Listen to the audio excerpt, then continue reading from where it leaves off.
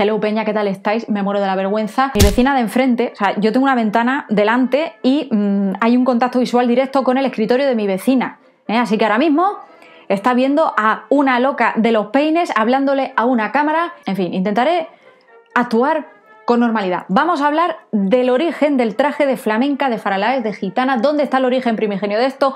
Como sabéis, yo me crié en Andalucía, 9 años en Sevilla, en Carmona, y 9 años en el puerto de Santa María. Ahí he vivido la feria año tras año con todos mis trajes de flamenca, de gitana, os voy a poner por aquí. Y tampoco es que yo haya tenido 800 millones de trajes. Mis compañeras de clase todos los años estrenaban más de uno, más de dos y más de 3 trajes, algunas de ellas. O sea, yo me quedaba flipando.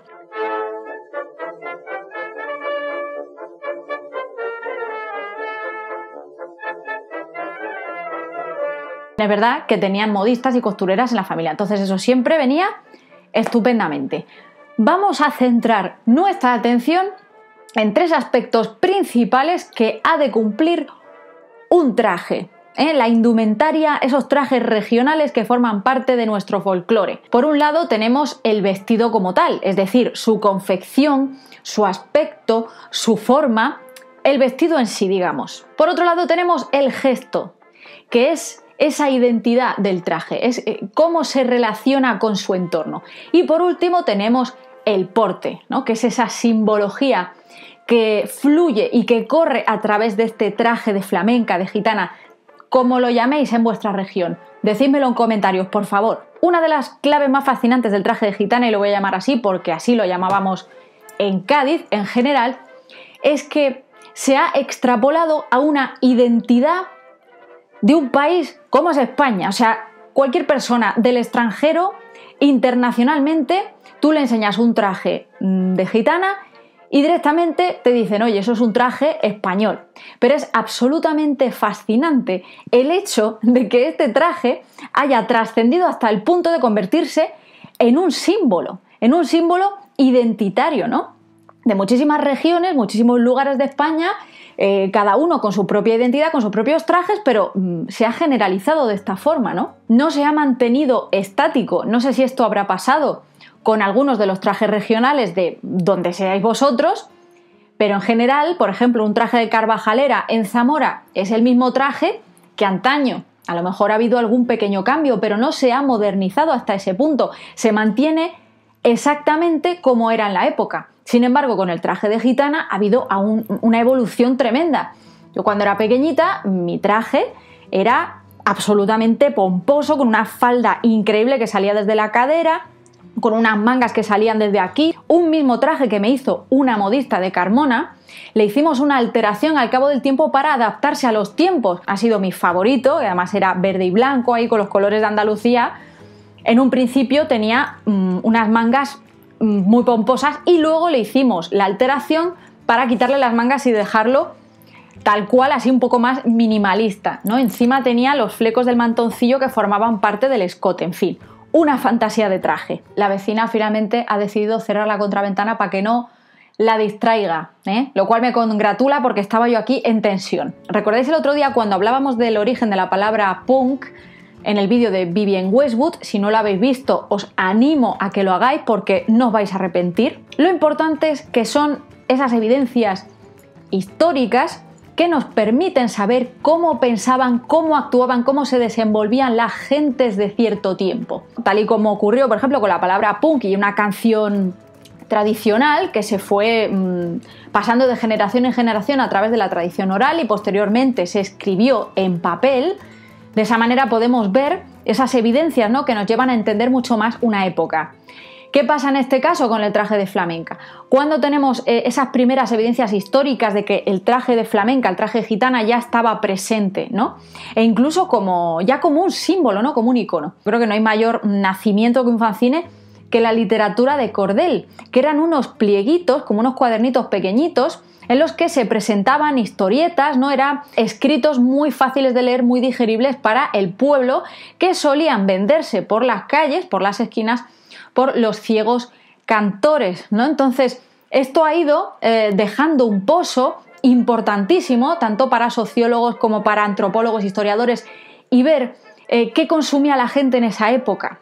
Por eso es tan importante, aparte de atender a los textos oficiales, también este tipo de arqueología es esencial, ¿no?, a la hora de estudiar, por ejemplo, pues la sociedad española y cómo ha evolucionado. Pasa aquí con el traje de gitana, pues que ya aparecen como personajes de algunas de estas historietas estas mujeres, ¿no?, ataviadas con este tipo de indumentaria. Es una manera de comprender y de adentrarnos aún más en la psicología colectiva, entender cómo era el folclore, cómo era la tradición.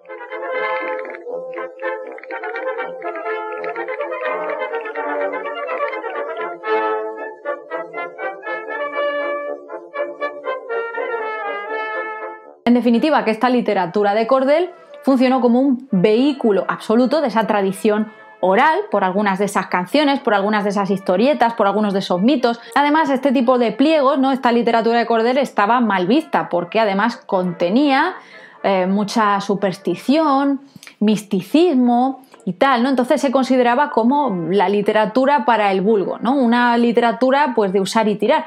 Pero es cierto que funcionaron de antesala e incluso de vehículo para muchas obras de teatro de la época. Algo ocurre con el traje de gitana, como hemos dicho al inicio del vídeo, que hace que sea reconocible de manera automática. También puede ocurrir quizá con los trajes de fallera, pero en el resto de regiones no es tan fácil reconocer de dónde son estas indumentarias típicas.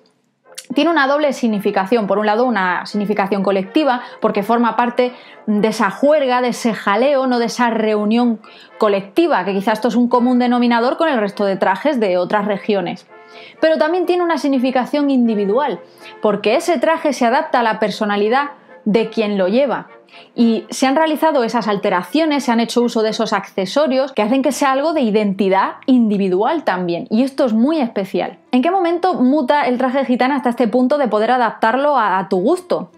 Pues prácticamente desde el inicio. No nace como un traje rígido con ciertas limitaciones y con este y otros elementos. Ha ido evolucionando de manera natural, de manera muy orgánica. Realmente no podemos establecer una cronología.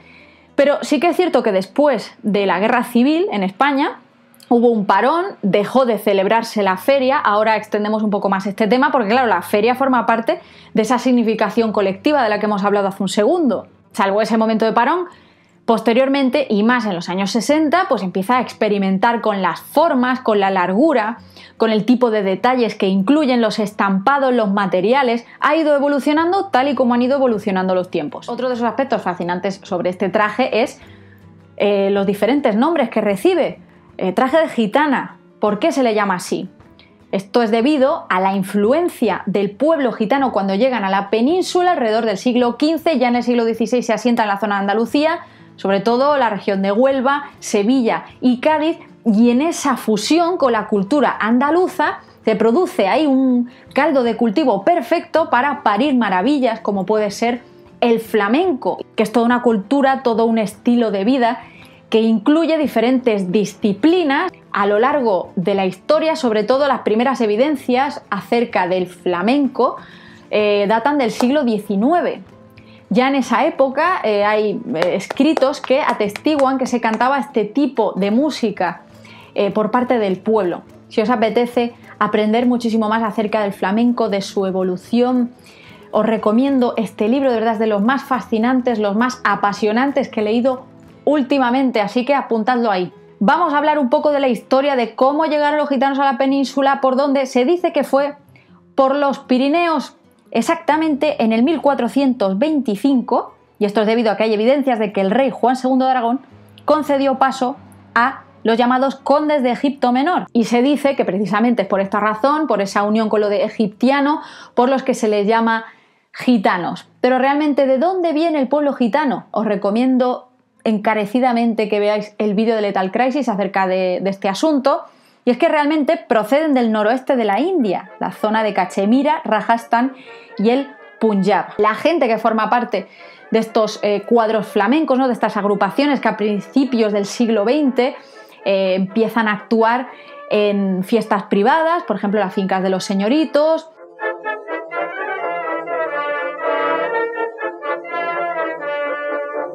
incluso pues en algunas verbenillas, en algunas ferias, etcétera. Ahí es donde se empieza a ver el traje de flamenca en todo su esplendor. Y por eso también se le llama traje de flamenca, pero esto es ya posterior, por su relación con el género del flamenco. Esto al final es muy complicado de explicar porque la evolución se produce con diferentes influencias de aquí y de allá, ¿no? Entonces es dificilísimo poner un punto de inicio primigenio. ¿De dónde viene traje de faralaes? Faralá es un volante, los volantes que forman parte del traje de gitana, del traje de flamenca, pero ¿por qué razón se empiezan a incluir en la indumentaria de las mujeres? Ya en el siglo XVII, siglo XVIII, comienza esta moda de darle un volumen exacerbado a tus faldas con la ayuda de polisones, con la ayuda de esos armatostes que te ponían, esqueletos rígidos que permitían que tu falda tuviera un vuelo espectacular y que se ponía sobre estos armatostes para que no se notara la estructura de debajo. Se ponían enaguas y muchas veces se superponían unas enaguas encima de las otras, y estas enaguas precisamente se componían de esos volantes, ¿no? Y recordando análisis como hicimos del Lolita o de Vivienne Westwood, hablábamos de ese traje a la francesa, ¿no? De esos volantes por fuera, ¿no? Ya no forman parte de la enagua, sino que se sacan para afuera, ¿no? Para darle muchísima más, no sé, fantasía, de ese aire flamboyante a los trajes. Y respecto al nombre de traje de flamenca, también podemos decir que es que el baile es algo inherente al flamenco, porque está dentro de esa significación colectiva, ¿no? De esa juerga entre los muros, porque el cante hondo, no digo el toque, porque el toque incluso fue posterior, o sea, el cante más puro se produce primero dentro de los muros, después de comer, en una juerga con la familia, y únicamente con palmas y con jaleos, ni siquiera con guitarra. Esto ya son añadidos posteriores, ¿no? Que ya forman parte del flamenco. Que como estará mi parecito y mi marecita de mis entrañas. Pero la hondura auténtica está ahí, y el traje de flamenca estaba ahí desde el principio. Y precisamente por esa naturaleza honda, ¿no? Algo que sea tan natural, tan salvaje, letras que ni siquiera son escritas, ¿no? Y estamos hablando de principios del siglo XX. Lo mismo ocurre con el baile. El baile no era hacer este paso, esta coreografía, no, era todo pues que nacía de dentro, de manera natural. Y el hecho de que el traje de gitana, de flamenca, esté relacionado con esto, lo hace ser aún más especial si cabe. Porque al final es algo que ha nacido tan en el pueblo, tan en el jornalero, ¿no? Esas personas que, como hemos dicho, se iban a las fincas de los señoritos a cantar, ¿no? Y bueno, da gracias si te pagaban, ¿no? Y muchas veces te pagaban en comida o en simplemente cenar, comer y beber esa noche, ¿no? Ya posteriormente, los años 50, años 60, el flamenco empieza a subir en el escalafón social, digamos, y ya no se ve algo como de los bajos fondos, empieza a formar parte de la tradición y de la cultura de nuestro país, ¿no? Y a formar parte necesaria de nuestra identidad, ¿no? Y de esa simbología que nos rodea. Además, esta indumentaria, dentro de esa significación colectiva, incluimos pues esas romerías, esas ferias. La romería es una peregrinación católica que se hace para ir a visitar a un santo o a un patrón, y esta romería pues puede durar varios días, puede durar un día solo. Y por otro lado, la feria. ¿Cuándo se celebra la primera feria de abril? El 18 de abril de 1847 se celebra una feria ganadera en Sevilla organizada por los concejales José María Ibarra y Narciso Bonaplata. Pero este carácter mercantil con el tiempo empezaría a ir mutando, a ir cambiando y hasta convertirse en un festejo social, en una reunión donde la gente iba, donde la gente se lo pasaba bien para bailar. Este es el origen primigenio, este es el contexto donde se desenvuelve, ¿no? con arte y con soltura el traje de flamenca, el traje de gitana, ese evento que esperas cada año como va de mayo, preparas tu traje. Esta ceremonia que gira alrededor también del traje de flamenca es esencial para todos aquellos que queremos formar parte de este festejo, también a través de nuestra estética, ¿no? Por eso también es otro de esos puntos esenciales. Te reafirmas a través de esa identidad individual para formar parte, ¿no?, de esa reunión con el resto de personas, de esa juerga. Y yo recuerdo de estar en el cole, de estar en el instituto, de cuando se acercaba la feria, la gente lo dejaba absolutamente todo. O sea, mi pueblo se vaciaba, o sea, estaba todo el mundo en la feria, desde que empezaba la feria hasta que se acababa, estaban día y noche toda la familia en la feria. Se ponían sus trajes, además preparados con muchísima antelación, te ponías en contacto con una modista para que te lo confeccionase, o te ibas a una tienda de confecciones donde tenían un montón de trajes de gitana, no de forma masiva, ¿vale? Porque esto afortunadamente no ha llegado al ámbito del fast fashion, ¿no? Porque al final, bueno, es algo que únicamente tiene lugar en la zona de Andalucía, y bueno, ahí es donde se viste uno de flamenca, de gitana, traje de sevillana también se le suele llamar. Es que tiene un montón de acepciones, pero es que para mí lo normal, lo natural es decir traje de gitana. ¿Cuál puede ser el antecedente popular de este traje? Además, por sus similitudes estéticas, es que casi podemos asegurar que viene de ahí, que es el traje de maja. Las majas y los majos, bueno, digamos que era un estilo que era muy popular entre la gente joven, gente que no pertenecía a la nobleza ni a la monarquía, que tampoco pretendían imitar ese tipo de estética, les gustaba vestirse, ¿no?, para esos eventos sociales. También, incluso si trabajabas como buñolera o como naranjera o como costurera, también podías formar parte, ¿no?, de esta especie como de prototribu urbana, ¿no?, que eran los majos y las majas. Pues ya tenemos evidencias gráficas, ¿no?, donde podemos ver estas similitudes absolutas. Y se lo tenemos que agradecer a nuestro amigo Francisco de Goya, que así retrató a los majos y a las majas de la época, donde podemos ver claramente esas similitudes, ¿no?, con el traje de flamenca actual. Y en el 1850, entre el 1850 y 1870, ya hay pinturas feriales que reflejan todos estos atuendos, y esta de 1869 de Valeriano Becker, aquí vemos una mujer feriante que es parecidísimo a cómo es una flamenca en la actualidad, ¿no? En fin, que al final se convierte en un atuendo típico de quienes forman parte de esos cuadros flamencos, como os he dicho antes, relegados al café cantante, a las fincas de los señoritos, fiestas privadas, casetas de feria. Vamos a poner ejemplos por esta foto de principios del siglo XX, ¿no?, que es un festival infantil, o esta de 1919 de Amalia Molina. ¿Cuáles son esos elementos que caracterizan al traje de gitana, que a pesar de la evolución ha seguido ahí latente, ¿no? ¿De qué manera podemos identificar un traje de flamenca? Para empezar, el tema de los volantes, como ya sabéis, ya no hace falta que se vean lunares, puede ser cualquier otro tipo de estampado. Se llevaba la mantilla, pero ya posterior a la guerra civil, pues ya empezó a llevarse el moño bajo con una peineta y tal cual, ¿no? Con las flores podían adornar tu cabello, también podían adornar la zona del escote, que esto es una herencia directa del traje de maja.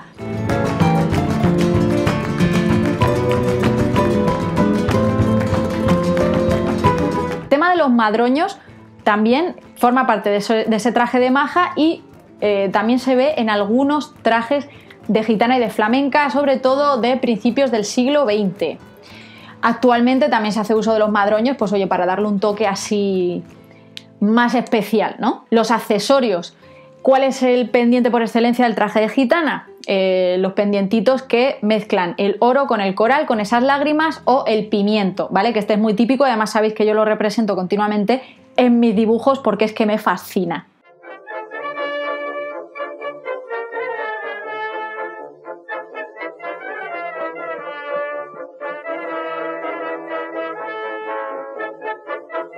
El zapato con trabillas para que no se te salga para bailar, que esto es algo con un fin puramente práctico. Y bueno, actualmente se llevan alpargatas, se llevan incluso pues tacones, ¿no?, para cualquier ocasión. El mantón forma parte también de esa indumentaria del traje flamenca.